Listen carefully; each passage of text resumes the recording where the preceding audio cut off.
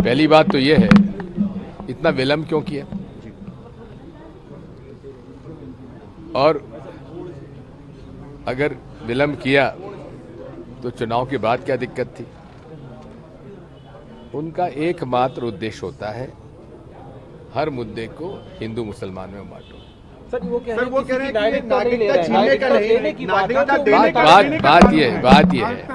बात यह है संविधान में हर व्यक्ति को अपने धर्म को पालन करने का अधिकार है। इसलिए अगर किसी कानून में धर्म के आधार पर यह तय किया जाएगा कि कौन नागरिक बन सकता है, कौन नहीं बन सकता है, मेरे मत में ये भारतीय संविधान के खिलाफ है। क्रोनोलॉजी समझिए, टाइमिंग देखिए, चुनाव घोषित होने वाले हैं, 2024 का लोकसभा चुनाव आने वाला है, उसके पहले सरकार को अचानक से सोचता है कि हम ये लेकर आए। 5 साल से क्या कर रही थी सरकार, क्यों नहीं ला? इसलिए हम बोलते हैं ना कि सरकार पोलराइज करने की कोशिश कर रही है चुनाव के पहले, क्योंकि सरकार विफल हो चुकी है डेवलपमेंट के काम पे। देश सवाल पूछता है, मोदी जी अपनी गारंटियों में फेल हो चुके हैं कि 15 लाख रुपया अकाउंट में आएगा, नहीं आया। 2 करोड़ युवाओं को रोजगार मिलेगा, नहीं मिला। तो सारे सवालों के जवाब नहीं है इनके पास, इसके लिए अब ये लेकर आ गए।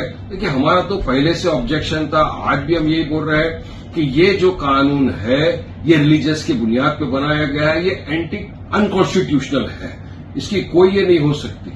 आप रिलीजन की बुनियाद पर कोई कानून को नहीं बना सकते और आप सीए को एनपीआर एनआरसी के साथ आपको देखना पड़ेगा, उसको सेपरेट करके नहीं देख सकते आप। तो हमारा तो ऑब्जेक्शन रहेगा।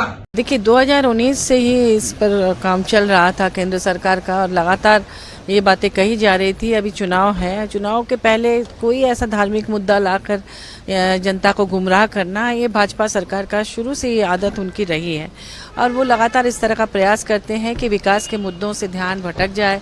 जो वादे किए थे भाजपा ने, केंद्र सरकार ने, उससे लोगों का ध्यान भटक जाए। और अभी जो कुछ भी अभी सुप्रीम कोर्ट ने जिस तरह से इलेक्टोरल बॉन्ड पर जो कार्रवाई उन्होंने की है, जिस तरह से कहा है एसबीआई को कि उसे ट्रांसपेरेंट करे, उसे लाया जाए सामने, इन तमाम मुद्दों से ध्यान भटकाने के लिए इसे लाया गया है और इससे कुछ होने जाने वाला नहीं है। हमारा देश भारत अनेकता में एकता का देश है। हमें संविधान से सभी धर्मों का, सभी जातियों का आदर करने का निर्देश दिया गया है। इसलिए ये सब चुनावी इनके जो भी ये हैं उससे ज़्यादा फर्क नहीं पड़ेगा। कुछ लोगों को परेशान करने की कोशिश जरूर होगी, लेकिन हमारा देश महान है, इस तरह की छोटी मोटी समस्याओं से सब मिलजुल कर निपट लेंगे। तो अब ये सब करके हिंदू मुसलमान करेंगे, भारत पाकिस्तान करेंगे, भारत बांग्लादेश करेंगे। एक खेल, आखिरी खेल उनका चल रहा है, चलने दो, लागू होने दो।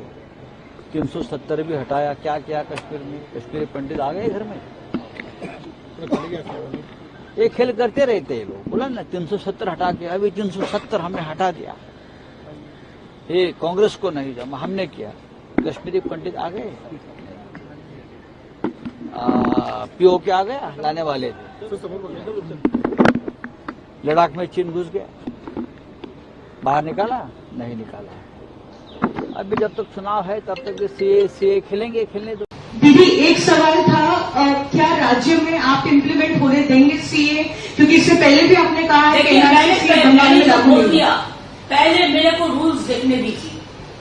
I am just watching the notification.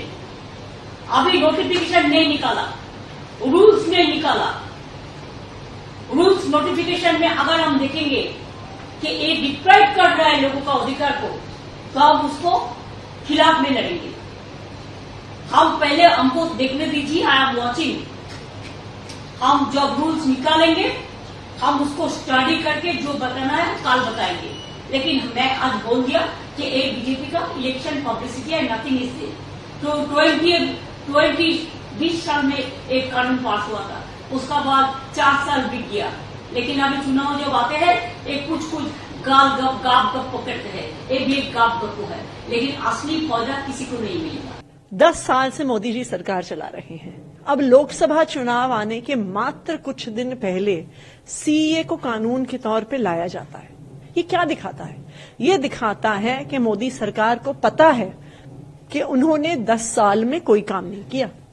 उन्हें पता है कि उनको चुनाव से पहले आज देश की जनता को कुछ कहने के लिए नहीं है। हम सीएए के कानून का पुरजोर विरोध करते हैं। क्यों? क्योंकि आज इस देश का युवा बेरोजगार है। आज इस देश में रहने वाले गरीब के पास घर नहीं है। आज महंगाई का दर बढ़ रहा है। तो मोदी जी और देशों के अल्पसंख्यकों को भारत लाकर और उनको नागरिकता देने के बजाय हमारे देश के युवाओं को नौकरी देना, हमारे देश के आम परिवारों को महंगाई से निजात दिलाए, हमारे देश के गरीब परिवारों को घर दिलाए, अपने ऊपर छत दिलवाए, ये तो मोदी जी ने 10 साल से किया नहीं है।